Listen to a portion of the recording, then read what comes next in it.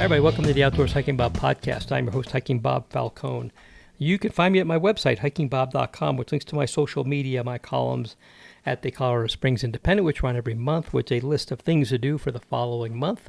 And I should have one of those coming up here pretty soon because we're getting to the end of September and beginning of October. And also you can drop me an email. You can drop me a suggestion. You can sign up for my newsletter. You can go to my photography website, which if you're looking for some nice wall art, you can check that out over there. All that stuff at hikingbob.com. Today joining me, and we have a long list of stuff today. Today joining me is my co-host, Kevin Wild Westendorf. Hey everyone, it's Kevin Wild Westendorf here, and you can find me on social media on Facebook and Instagram at Wild Westendorf, and on my website, which is wildwestendorf.wordpress.com. There you go. And somebody emailed me and reminded me that I didn't update the link on the show notes, so I have the future show notes will have the correct link on them. And my bad for not getting that right. And that carried over to my, everything was a mess. In any case, that has been taken care of. So we will now have the correct thing. Although I think if you Googled Wild Westendorf, you'd probably find Kevin. And not too many Wild Westendorfs out there. I'm pretty confident in saying you're probably the only one. There is the Westendorf Wilds, which is a soccer team in Austria. I'm pretty sure we pick up on the difference. Pretty sure we pick up that that's not the one. This is not the droid you're looking for. Yeah. For an obscure Star Wars reference. So just a couple real quick things. Today, when they recorded this a couple days before you'll hear it, Cole and I hiked up the Pancake Rocks Trail, a very popular trail. There's been some work being done on there, changing a little bit of rerouting, nothing major. It's going to add a little bit of length to the hike up there. On the lower part, after you turn off the Horse Thief Park Trail and go up there, and there's some switchbacks. There's a couple of more switchbacks. There's some sections that were not super steep, but steep enough that they caused erosion. So they added some switchbacks there. And then for those of you who've been up there, about 2 miles from Highway 67, where it hits a flat area, you go across, and then it would drop down, then go back up to before you got to Pancake Rocks. That steep drop and then back up has been routed around, so pretty close by, but you avoid most of that dip and then rise, which is kind of nice. You're not going down and have to climb back out of there. Oh, yeah. Plus, it's an erosion issue. Anytime you have a straight drop, that increases erosion. So for everybody wanting to look out there, and as a side note, as far as fall colors, nothing to be seen down there. The whole ride down 67 from Divide to that trailhead is they're just turning a paler shade of green, which means there's probably 2 weeks to go, I think, before you see any real color along the Pancake Rocks Trail. Even down deep in there, people have been in there, there's a lot of it that's heavily shaded, and of course sunlight's what triggers, or the lack of sunlight's what triggers the fall colors to come in. Even there, didn't see much. And the good thing is not a lot of leaves on the ground, so the trees are healthy. Oh, yeah. Because, it's basically the health of the tree you can tell by how many leaves are on the ground. So that looked good. So everything looked pretty good there, but just no fall colors yet. I am teaching a fall colors workshop at the Garden of the Gods on September 30th in the afternoon. If anybody wants to go to that, look in the show notes for a link to that, or if you're a subscriber to my newsletter, you've already gotten links to that. But it's a short workshop. It's a couple hours, and we do a little bit of time in a classroom type setting, just to go over some pointers, and then we take it out into the field, and then we go to see where we might want to kind of put that to good use. There's no aspens down here because we're too low in elevation, but there's a lot of other stuff that's turning colors. And even if they're not turning colors, the techniques are still there. And if we're taking pictures of green leaves, the techniques are still there. You get to polish your technique. So that's coming up here pretty soon. Kevin, there was an incident that happened nearby where I was today over at the Crags, and I was there not too long before this happened, where some people were hiking with their dogs that were on leash. Kudos to them for being on leash. And they encountered a moose, an adult female moose, and also a baby moose. It doesn't appear that they may. I'm not going to get too critical about how they handle things. I wasn't there. But the smart thing to do, let's start off at the beginning. Moose don't like dogs. Yeah. Dogs don't like moose. My dog chased a baby moose once, and he will never be off leash in those areas again. Horrified me, and glad he got out of it alive. Moose have been known to kill dogs. They just stomp them. They've been known to kill people the same way. They're huge animals, and they will stomp you. That's how they kill. There was some moose. There was some people. There were some dogs. Now, the smart thing to do is just put a lot of distance between yourself and the moose. And if you have to go back, I talked about when I was at Theodore Roosevelt National Park, I encountered a herd of bison. They were not happy to be there. My move was to just go back to the trailhead. Yep. Live to hike another day. That would have been the right thing to do.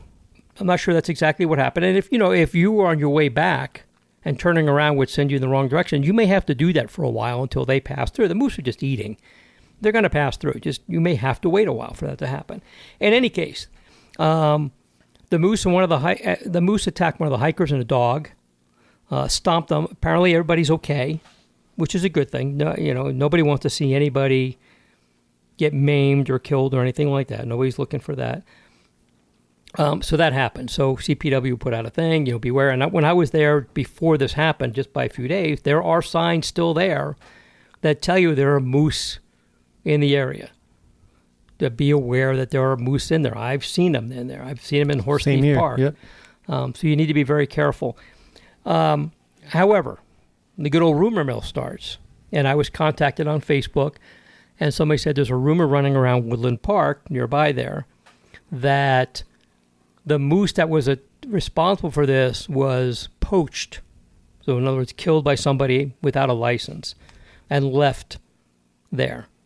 And that's also illegal, by the way. They call wanton waste. I mean, they are two things that wildlife managers despise: people hunting without a license and people who leave it behind. The purpose is they call it harvesting or taking, is that you kill this animal, that you take it and you eat the meat. You whatever processing happens. And I'm not a hunter. I don't understand all this, but the idea is not to shoot it and then leave it behind and let it go to waste. In any case, I called CPW Monday morning. Said, I'm hearing this rumor. What do you know? I'll check in on it. I call not even 5 minutes later. The truth of the matter is there was a moose killed near the Crags Trail. However, it was killed by somebody with a license. It was a legit legal taking, and there was absolutely no poaching involved. And there is no way to know if this moose was the one involved in the attack on the hunter and the and the dog. There's no way to know. There's more than one moose out there. There's probably a whole bunch of moose out there for all anybody knows. So, two things to take away from this. One is be aware of the moose. They are big, they are powerful, and they get angry. Oh, yeah. Especially if you have a dog. I've seen it with my own eyes, and there's lots of people who've seen it. There's something about dogs they see as prey or they see as a threat, and they'll react in a very aggressive manner, especially in this case when there was a mom and a calf. As we know, any animal is going to go to great lengths to protect their offspring. So a lot of things that went on with this. So I just want to touch base with that. You've seen moose out on trails. Yeah. They're huge. They're the perfect embodiment of majestic, but also like, oh no, like I need to get as far away as I can. The thing I read about the hikers who got attacked, the only thing I say they did wrong, and I'm not trying to blame the victim, but if I remember right, I read that they waited around for a while to watch the moose and the cub when they should have immediately put more distance between themselves and the moose. That was the only thing I would say that they could have done in a different manner, which is, oh, there's a moose and a cub right there. Let's get as far away as we can. Because I came across two moose in Lost Creek area back in 2019 or in 2018, and I was on a part of the trail that there was no way I could turn back. There was like but the trail followed along this creek, and the moose were in the creek. Right. So I did, despite being exhausted and tired, like the sunset was about to happen, because this is when I got quote unquote lost in Lost Creek. When your 12-mile hike turned into a 40-mile hike or something like that. Yeah. Yeah. So at this point, I'm dying. Like I'm so tired, but I still made myself go up this hill and just created a wide circle around them, to get back on the trail really far away from them. Because I know if I risked it and I tried to stay on the trail and went past them, I could have been attacked or killed. Moose are known to run up to 30 miles an hour. And especially at that point, I was in no shape to run or anything. Even when I was trying to get as far away as I could, I unbuckled the backpack and everything in case if I had to drop it, in case if the moose decided I was a threat. I didn't see any cubs, but it was that time of year. They're calves. Yeah, calves. But it was that time of the year that there would be one, right? Like elsewhere. And so that was my biggest thing, was like put as much space as I can between me and them. I think that's the only thing. I think a lot of people, we see a new video every week from Yellowstone where folks just get way too close to bison and moose and bears and elk and everything else. Yeah. Yeah, and then somehow act surprised. I'm not saying these folks got too close. I mean, I'm assuming like with the dogs there and just Moose are very reactive dogs. And the rumor I had heard was they actually tried to shoo the moose off the trail. Oh, okay. Really bad. Now, I can't swear that's actually what happened. That's a rumor that I'd heard from an official person, but they were also just now getting basic information. That's really a bad idea, regardless whether that's actually what happened there or not. That's a really bad idea. Just stay. If an animal takes notice that you're present, the general rule is you're too close. Yeah. Now, it depends on what they do. If they look at you and just keep going about their way, but you got to learn, and the only thing that helps you with this is experience. Hunters are probably pretty good at this. Reading body language of these animals and knowing if they start snorting at you, if they drop their head, if they start stamping their feet, you are in imminent danger. It is just time for you to get out of there. So we have these wildlife here. They're where they're supposed to be. We're in their territory. We're out there hiking. So, it's not your job to chase them away. It's not our job to shoo them away.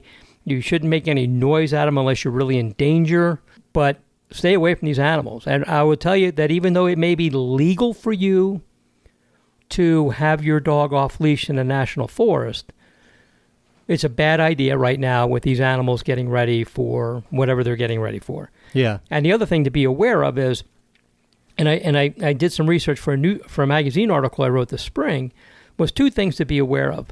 If your off-leash dog is killed by a wild animal, Colorado Parks and Wildlife is not going after that wild animal because your dog was off leash and it was probably acting aggressive, and that animal sees it as a threat or as prey. Yeah. Number one.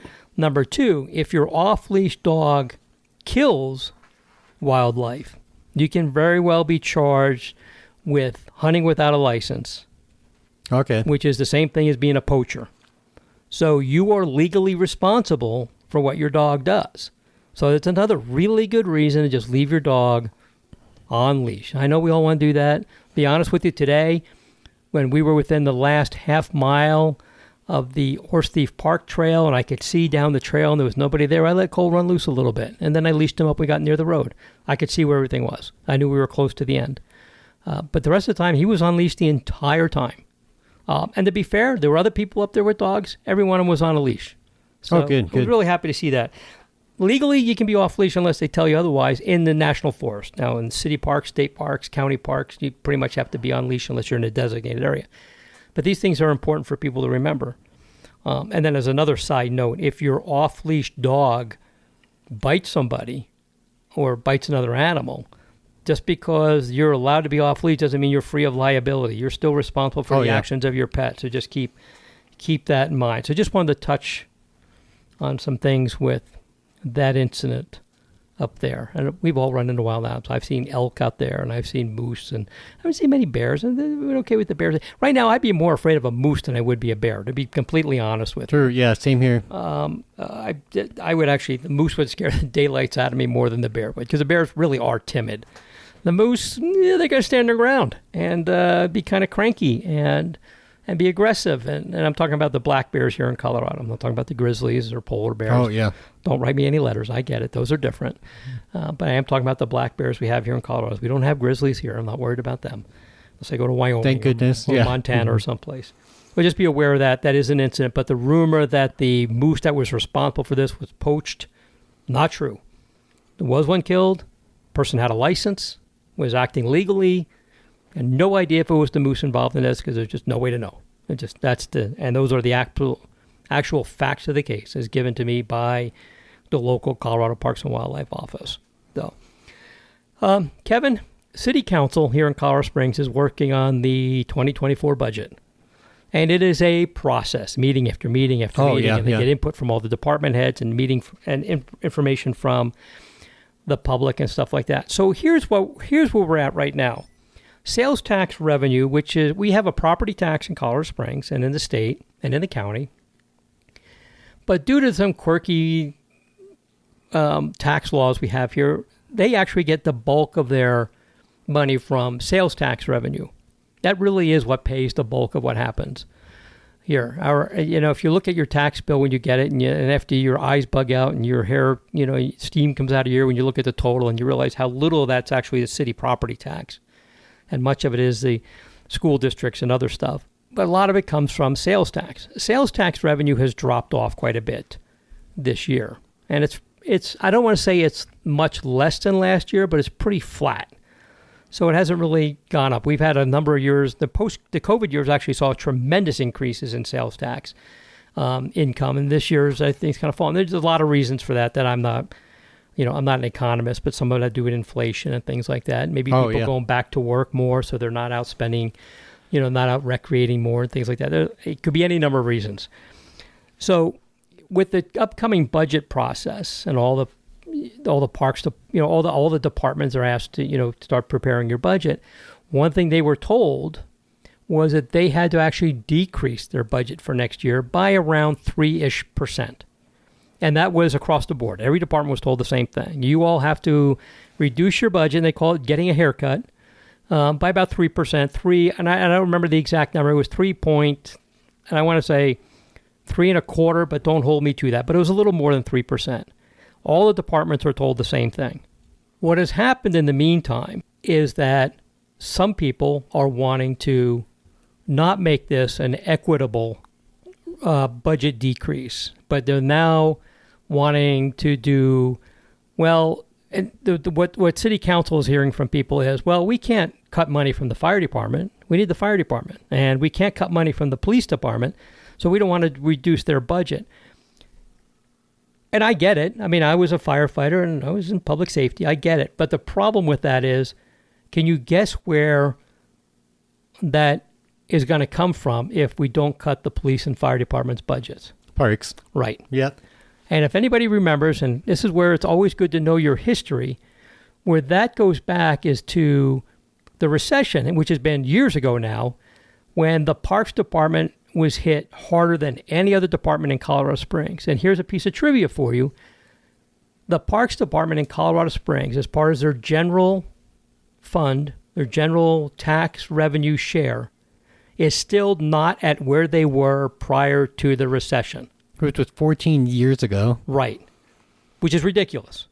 And there's nobody to blame for that except our elected officials. Now, I'm not talking about the current elected officials. They were not in office then. I'm not talking about the past mayor or the current mayor. None of them were in office, but this has been allowed to fester for a number of years. They have just now gotten to be where their staffing at the Parks Department is where it was prior to the recession, but their funding is actually, as a percentage of the general fund, which is tax revenue, is not where it was even prior to the recession. And the city's gotten bigger. Usage has greatly increased. The needs have generally greatly increased. So what has to happen here is, and I'm going to say, if the police department and fire department can't figure out where to cut 3% without affecting services, then they're not doing their job well. That's exactly what I think. And I just looked it up. For 2023, the police and fire fund was $420 million. If you can't find 3%-ish to cut from $420 million, I totally agree with you. They're not doing their job right. And that's just kind of fluid. If we have an increase in sales tax revenue over the last couple of months, then they might be say, well, maybe we don't have to cut so much. We'll give you some of that back. So here's what has to happen. It's going to take, if you don't want the Parks Department to take a bigger hit than they should, than everybody else. And I think all the parks say, all the departments are like, and anybody who can use any common sense probably says, well, if it's an equal cut to everybody, then it's equitable and nobody gets nailed harder than anybody else. Yeah, yeah. Nobody wants to see Public Works take a 10% cut or 15% cut anymore. They want police or fire, the Parks Department to take a big cut. But if it's equal, then it's equal. Everybody's got to tighten the belts a little bit, like they say, get a little haircut, trim a little bit off, and we can get through this. And when years get better, we get start working back. What needs to happen is City Council needs to hear from everyone. Yeah. They need to hear from people who do not want the Parks Department to take anything more than the same amount off their budget than everybody else gets. And what everybody needs to do is get a hold of your city council person for either your district or at large and the mayor and say, we think an equal cut across the board would be fair, but an unequal cut would not be fair. So here's what I want everybody to do. And I'm going to be down there one of these 2 days. I shall be down there on the second day because the first time I'm going to be traveling. Is next Monday and Tuesday, which will be September 25th and September 26th. City Council's meeting. Now, the 25th is a work session, which is always held the Monday before the meeting, and Tuesday is the actual City Council meeting. They start at 10 o'clock in the morning. I would like everybody here who cares about the funding of their parks departments to be down at City Hall and use the public comment period. And you get 3 minutes to just say, if you're going to cut everybody equally. And just have your piece. Now, here's what you need to do. You need to go to coloradosprings.gov, look for the link to City Council, and if you scroll down, and there's a section there about when the meetings are, and you can look at the agenda, scroll down, and there's a thing about making a comment. You need to register that you want to make a comment. They just want your name, and they want to know what the topic matter is. And the reason for that is because if they find that there's 40 people who want to speak on one thing, they'll group all of them together. And not that you all don't get to speak. Everybody gets a chance to speak. They're pretty strict on the clock because they have a lot of stuff to do. Yeah. But they need to hear from everybody who cares about the funding of the city parks that an equal cut across the board of all departments is okay, but not cutting other departments and putting it on the back of the Parks Department is not by any stretch of the imagination okay. I think we need to do that. Yeah, and I totally understand the need for cuts. I mean, it's a budget, and either it's money or there isn't. Yeah, but I completely agree that trying to force more cuts on the back of the Parks Department, it's not fair. It's not okay. It's just not equitable. Yeah. Ideally, you wouldn't want to see any cuts. I mean, ideally, you'd like to see a little budget increase because we have a little bit extra money. That's not going to happen. These things are cyclical. Economies go up and down. This doesn't mean any political bent has done their job badly or well or anything. Doesn't mean anything. These things go in cycles. You have down periods, you have up periods. You look at the course of history, it looks like a sine wave. It just goes up and down. Yep. Some years looks more like a canyon and a mountain, but it's what happens. It is what it is. So we just need to protect the funding of the Parks Department. So next Monday, if you can, at the council work session, 10 a.m. in the morning, go online, register if you want to speak, go down there and say that you are okay. Well, say whatever you want. I'm not going to tell you what to say, but the idea would be, if you want to save parks funding, that equal cuts are across the board are okay, but unequal cuts and then putting them on the back of the Parks Department by cutting the Parks Department even greater is not okay.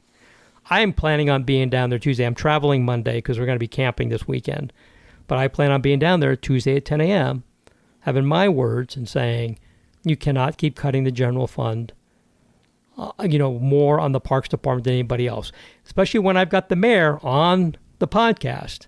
Yeah. A couple weeks ago, and I invite everybody to go back and listen to the mayor, where he talks about how vital the Parks Department is and how it's a critical service and it's a piece of infrastructure. We just can't have these cuts once again, and the county did the same thing during the recession. They barely got back to where they were. I'm not even sure they're back to where they were. You just can't keep letting this happen. So these things need to be taken care of. And just make it fair. Yeah. If it's going to be 5%, then everybody gets 5%, not one department gets 2% and Parks has to cut 10% or anything like that. That isn't right. That's just not the way it should be done. And city council needs to hear this. And the mayor needs to hear this. Write your letters. If you can't make the meeting, write a letter to your council person. I think there's even an email address. It's all council. You just one email and everybody on city council gets it. And tell them that you don't want the Parks Department fund cut more than any other department. And just make it fair and equitable to everybody. Everybody can cut. Everybody has to tighten their belts. And it's just the way it has to be. So, it's going to be a day of rants. In any case, that was the big thing. When I heard that at a meeting a couple of days ago, I'm like, oh no, here we go again. Here we go with because it happens every time too. And it's all, to be fair, when COVID hit and nobody knew what was going to happen with sales tax and stuff like that, Mayor Suthers at the time had said there's going to be cuts are going to be the same across the board. But he's been around long enough to know the history. Not everybody here in town, not anybody who lives here, not anybody who votes here, not everybody who uses the parks has been around that long. Even some city council people may not have been around that long to be here that long ago when those things happened. Yeah. So it's our job as citizens, as part of a representative government, to talk to your representative and say, this is not good. This is not acceptable. You need to not do this. And this is the time to show your support for the Parks Department and make sure that they're as appropriately funded as everybody else. And to be honest with you, they're still behind. We don't need this to put them further and further behind. It's just ridiculous. So no more general fund support cuts to the Parks Department than any other department. Period. Agreed. Just it. So, Kevin, I want to talk about one more thing here. There was an editorial in the Colorado Sun on Monday by a columnist there who I'm beginning to really have an issue with. And this columnist is Trish Zornio, apparently somebody who ran for a federal elected seat some years ago and didn't make it. And actually, without saying anything else, probably a good thing. And they were the person who wrote a column, and then I wrote a guest editorial back about wanting to take private land from people, just take it for public use. Specifically talking about 14,000-foot peaks. Now, to be fair, I think that those private owners of 14,000-foot peaks or whatever mountains or whatever land they have should be able to do what they want. I also believe that, when I say do what they want, whether as far as letting people on them to recreate and climb or anything. I also think that we should do everything we can to encourage them to allow people on their public lands, on their private lands, whether it's amending the current laws that free up liability for ski resorts and extend those to private lands for hiking and climbing. And I think there was a move to do that last year. It didn't make it, to change the law. That failed. My understanding is they're reworking that a little bit, and it's going to come up again in the next legislative session, and hopefully that'll get passed. Or we buy the land, or we buy easements, or whatever it is. But we should not be just taking land from people. Eminent domain was not meant for taking land from people forcefully for the use of recreation. It's meant for building highways and hospitals and police stations and fire stations, things like that. That's what it's there for. And I wrote an article saying, yeah, we should get these lands, but only by not forcibly taking them from people. Well, they wrote a column today, and again, I'm going to say that you and I have discussed this topic some time ago, and the article is Colorado's outdoors is becoming a haven for the rich, but doesn't have to be. Now, you and I have talked about how, and we mostly looked at the National Park Service. Fees to get in some national parks, and to be fair, not all national parks or monuments charge an entry fee, many don't, but the popular ones charge very high fees to get in. and you have to have timed entry, which is something I hate. And I will tell you, land managers hate it, but on the other hand, I also understand how they got there. Somehow they had to do something to control traffic. And we pointed at the National Park Service, and they don't do a whole lot to try to make it affordable for people to get in there. They only have a handful of free days each year. But in this column that she wrote, she then takes a shot at Colorado Parks and Wildlife. Now, and I'm not saying that I disagree with her opinion. Your opinion is your opinion. I can disagree with it all I want. But what I have an issue with is the facts that she presents. Oh, yeah. Are not factual in any shape or form. And in this, and I'll put a link to it. You can all go take a look at it. Complaints about state campground fees have gone up in recent years. A basic campsite costs between $22 to $28 per night, and a single full site, and I'm assuming she's talking about like a full hookup RV site, costs $41 per night. The cheapest primitive site ranges between $14 and $18, and complaining about that.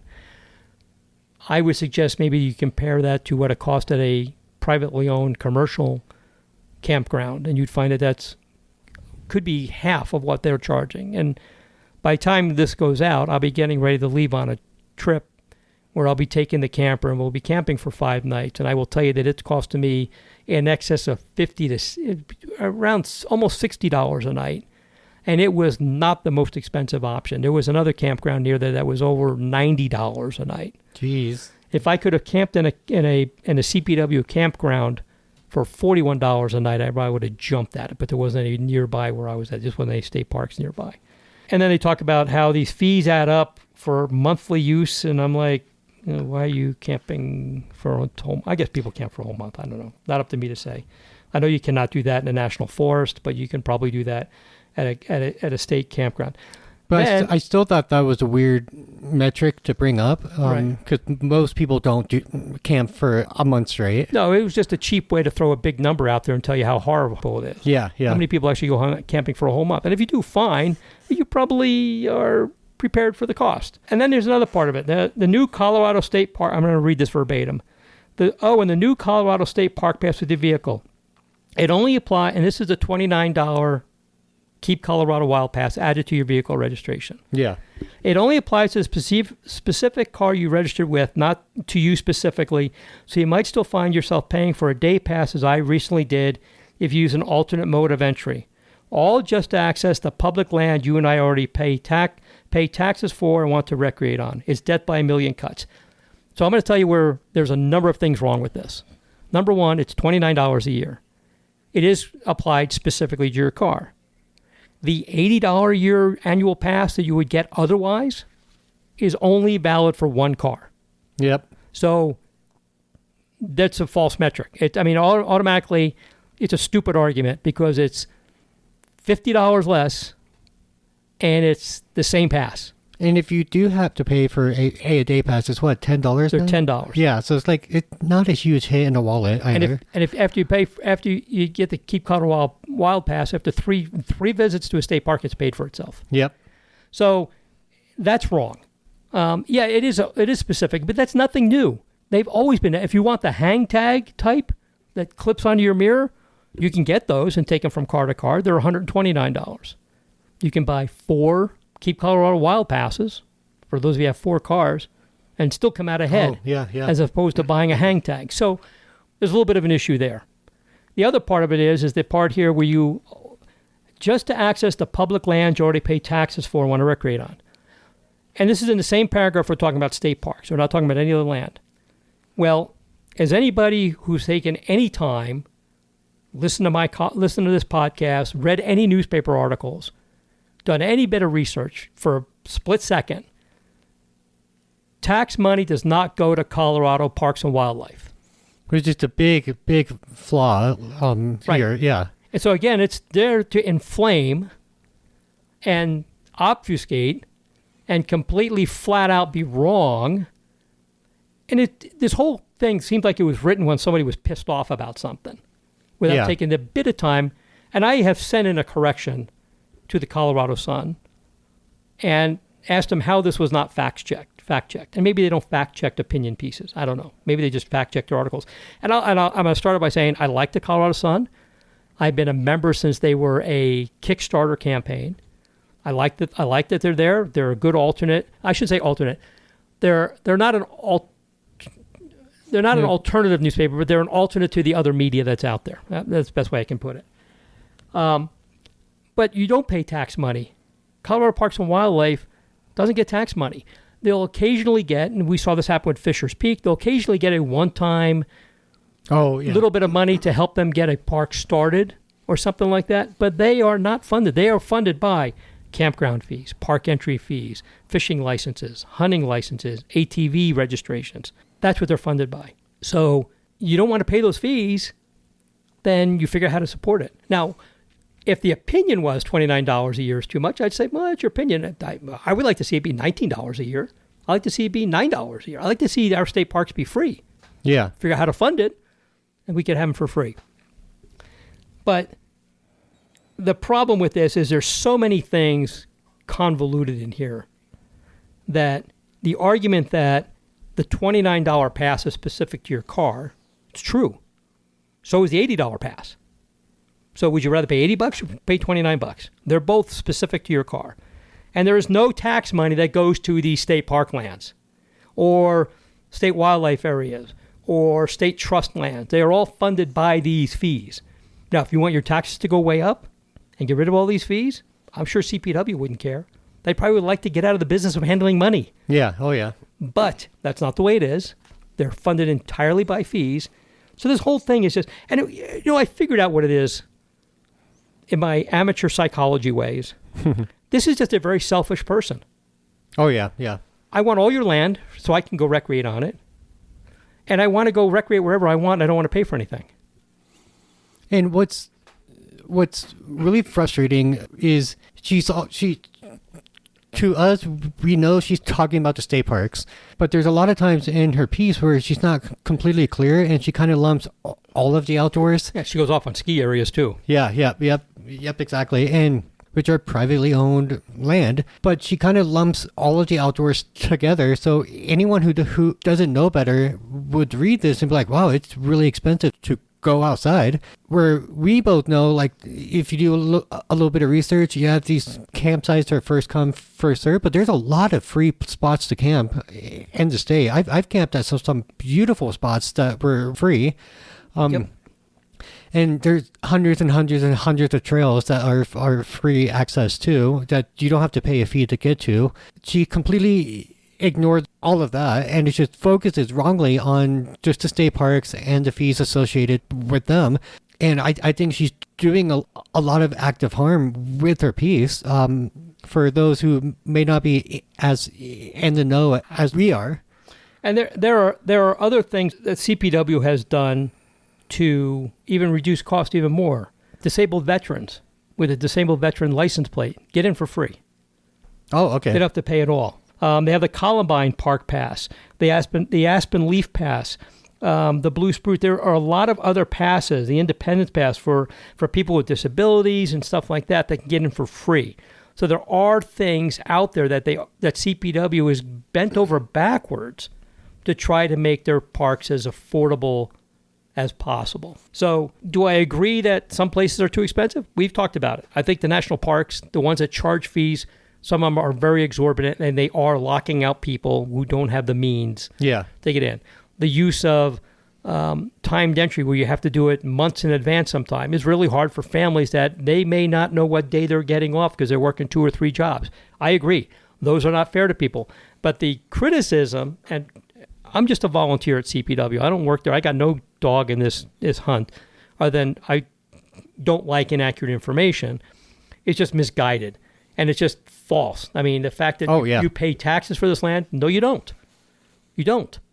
Just it's simple. You don't pay taxes for that land. You don't pay taxes for CPW. You don't pay taxes to access those state lands. The only way you get in there is to pay for it because that's the only way they get funded. And then the false statement that, I shouldn't say false, the misleading statement that the Keep Colorado Wild Pass is only tied to your car. So it's the $80 one. It's the same thing. It's only tied to your car. It always has been that way. Just some shoddy journalism. And if her opinion is that $29 is too much, okay, I'm okay with that. I think we should get in for free. Just figure out a way to fund it. And we can get in for free. But until you figure that out, which probably would mean raising your taxes quite a bit, you're going to have to pay to play. Now, I don't think it's up, but I think if you go to Colorado, if you go to cpwshop.com and click on Visit a Park and click on Parks Passes, there are all kinds of options available. Now, what you will not see on there is a $29 Keep Colorado Wild Pass, because you don't get that through CPW. You get that with your vehicle registration. Yeah. But you'll see that there's a family annual pass. That's a hand tag, $120. There's a vehicle annual pass. That's $80. That's tied to a specific vehicle. There's all the other thing. Or you can pay $29 on the Keep Colorado Wild Pass when you register your car. Yeah, and it's extremely easy. You don't have to do anything. You only have to do something if you don't want it. Yeah. And you just pay it and you're done. And it takes 3 visits to a state park for that to pay for itself. In which I actually forgot to look into this for the state parks, but I found out 2 years ago, I think it was, that I am able to get a national parks pass free because of my hearing impairment. Cool. I just had to get a letter signed by my audiologist, and so I get that free. But I forgot to look in to see if the state has something like that. But it's also it's $29. It's not a huge deal, too. And I'll tell you how you can get one of those hang tags for free. Do like I do. If you volunteer at a state park, or not just state park, you volunteer for the wildlife side of things. Oh, I didn't know that. And you get 48 hours of volunteer time in a year. You get a hang tag for free. Oh, that's cool. Okay. So maybe put your mouth where your effort where your mouth is. I'm not talking about you, Ken, but just people in general. If you want to get one of those hang tags for free, go volunteer at a state park, or go volunteer with the hunting and fishing people, the wildlife people. Go hunt, and they track. You go on a website and you log how many hours you did and what you did and where you did them. And they rack it up, and then every October you get a hang tag. I didn't know that. Right. And it just 48 hours, so that's a few weekends. I get about 130 hours a year for my volunteer work. Nice. It hardly seems like I'm working at it. If you want to get a hang tag for free, that's the way to do it. And I will tell you what I did. I got a hang tag for free because I volunteer. I still paid the $29 for the Keep Colorado Wild Pass for both of our cars, because to me it was important that they get their funding. Now, you don't have to do that if you get the pass for free, but I did it because I just believe that they should keep their funding up, so I elected to support. Now, as we know, registration, especially when you first get a car, can be pretty expensive. Yeah, true. And it's not really the registration that's expensive, it's all the taxes. They front load those. Both of my vehicles are old enough now that I'm not paying those road taxes, those graduated road taxes. They're all at the minimum level now. So I'm paying the basic, the lowest fee you can for the registration and the road tax and stuff. I paid the $29 on both cars when they came up for the registration because I thought it was important. I still got a hang tag because I volunteered at a state park. So if you want to get a hang tag for free, that $120 pass for free, volunteer. It's 6 days. Yeah. Yeah. You know, and sometimes I'm there for 2 hours at a time. I'm doing all those trail ambassador hikes. Oh, that's right. I do. When I'm out there and I'm talking to people and I'm walking the trails, I'm checking conditions. I do that. I log it in, and that goes towards getting a pass. So if you want to get one for free, there's a way to do it. If you want to be out there with the wildlife side of things, working on hunter education, fishing education, we have people who work at the archery range at the park, because we have one here at Cheyenne Mountain.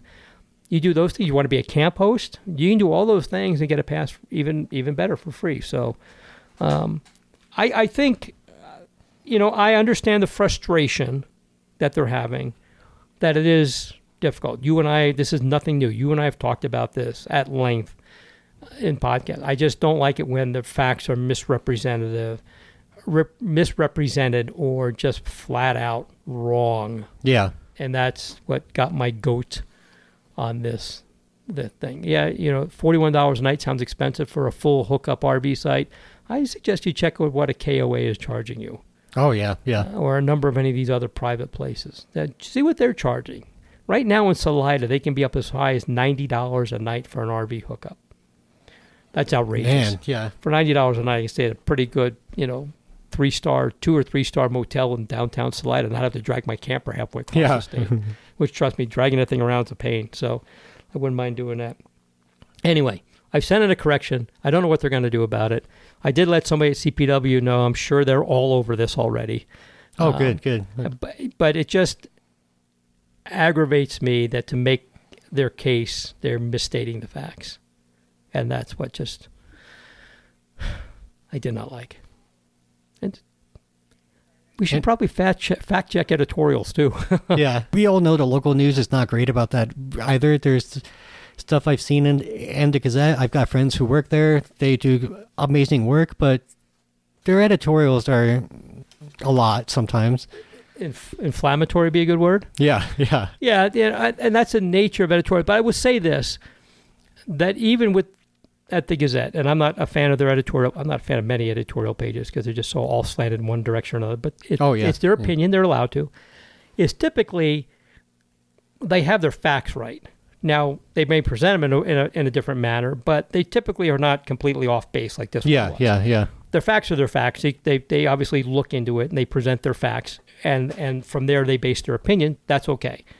May disagree with it, but they're not just they rarely ever just flat out get it wrong. Yeah. I mean, if they ran this thing, they probably would not say that your tax money goes to support state parks because it doesn't. We all know that. So I just you're right in what you're saying, but I also want to back that up with the fact that they typically get it right. I think the TV news stations do a pretty good job. I work a lot with Fox 21. They I talk to them a lot about stuff, and they're really good about seeking out the people at these different agencies. Bill Folsom over at KOAA does a great job with outdoor rec and stuff like that. I've chatted with him a lot. He does a really good job with that. Seth Boster over at the Gazette, really good reporter. The people out there, Colorado, just all go jump in a lake because they rarely, they just reprint news releases. But Seth over there at the Gazette, I've talked to him a lot, generally does a really good job. I mean, he does do his research on the stuff. So for the most part, they do it good. This editorial, though, and I wouldn't care if it was just their opinion that is too much. If your opinion is too much, even if it's $5 and you still think that's too much, that's your opinion. But to get the facts wrong really tore me a little bit and made me rather unhappy.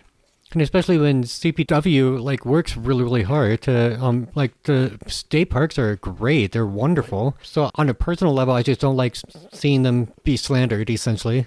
Well, and the part of it is, and you kind of mentioned this too, was that somebody's going to read that, think that that's true, and have the misconception that they're paying an entry fee while they're paying state the taxes to the parks. Because they're going to assume that this writer, who's in a major publication, is getting their facts straight. And then they spread that around and just, you and I talked about how that misinformation just keeps getting spread around. So that is the, other part of this. A game of telephone, too.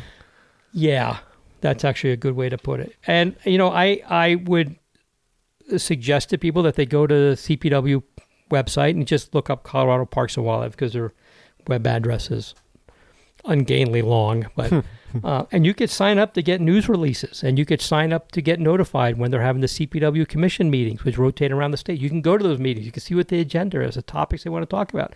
You'll learn a lot. They also do their meetings live on YouTube. You don't have to go to a meeting. Oh, I didn't know that. Okay. So you can watch their meetings live on YouTube. Their meetings generally take 2 days. They're very long. And you could get even a better feel of how CPW runs their stuff. And you could do like I do, volunteer at a park and really get in depth at least on how that park works and how they do things and how things are paid for and funded and things like that. You can do these kind of things and learn a lot about it. If you don't want to take my word for it, that's fine. You don't have to.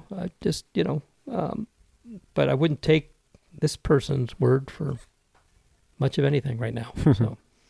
Anyway, Kevin, I'm done ranting. I'm going to be camping this coming week. By the time you listen to this, I'll be probably getting ready to get on the road. We're going to be over by Monarch Pass.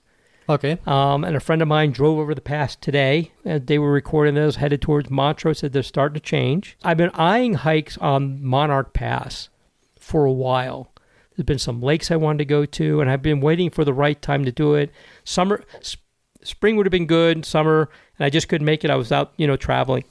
But then I figured, well, let me wait till the end of September when the fall colors start to change. I can kind of combine maybe some fall colors photography, some hiking on these trails I've been looking at. So cool. I'm going to be up there for about 5 days and do some stuff. Me and the pup are going to go up there and hit the trails and